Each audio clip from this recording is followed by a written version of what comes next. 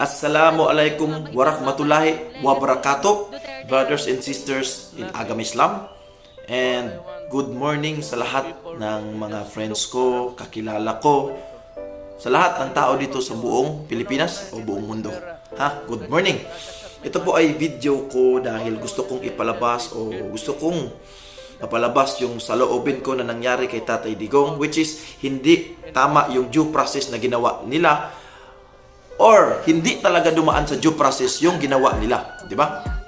First, kailangan nating pag mag-serve ng warrant yung ICC, kailangan may maipakita na document o legal papers na yun talaga yung laman, ano yung kaso niya, masasabi nyo, and then dadaan sa korte ng Pilipinas to verify the papers from ICC and Interpol.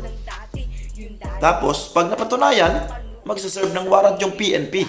And then, yun na. Babasahan ng Miranda rights. And then, inquest, ano dyan, hindi naman ako magaling, may idea lang.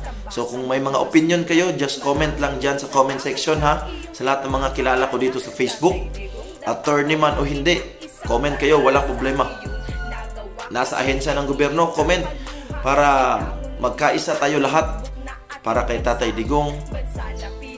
Mag-pray tayo para sa pamilya niya, pati kay Tatay Digong, especially. Okay? So, yun lang. Ang masasabi kong reaction, hindi dumaan sa due process yung ginawa ng ICC. At ikaw, BBM, alam mo na hindi under ng jurisdiction yung Philippines o yung Pilipinas sa ICC. Alam mo yan, BBM. Pero tumulong ka pa rin para madakip.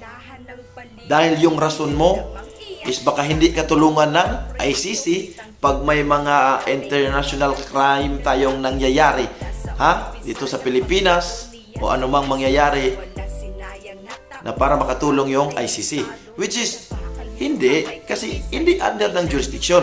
Si Trump ang nasabi na mismo yan ni Trump, na President Trump sa US. Okay? Alam niyo yan mga taong bayan. So, wag tayong magbulag-bulagan. Pray for Tatay Digong. Alam mo naman yung sa batas sa Pilipinas, tagilid talaga yung batas ng Pilipinas. Hindi pantay-pantay ang batas ng Pilipinas. Kung sino yung makapangyarihan, yun yung umaabuso. So, lahat ng mga kakilala ko dyan, na kapulisan o kasundaluhan, kung may pupuntahan naman kayong negosyo, pwede na kayong mag-early retire. Kasi parang hindi na masikmura itong nangyayari sa bansa ng Pilipinas. Parang niloloko lang tayo ng sariling kapwa natin Pilipino. Di ba? So, comment lang kayo kung ano yung mga opinion nyo. Pero hindi ko sinasabing mag-resign or early retired kayo lahat. Kung may negosyo kayong papasukan, pwede na kayong mag-retire kaysa naman magtiis kayo sa ganitong administrasyon ni BBM.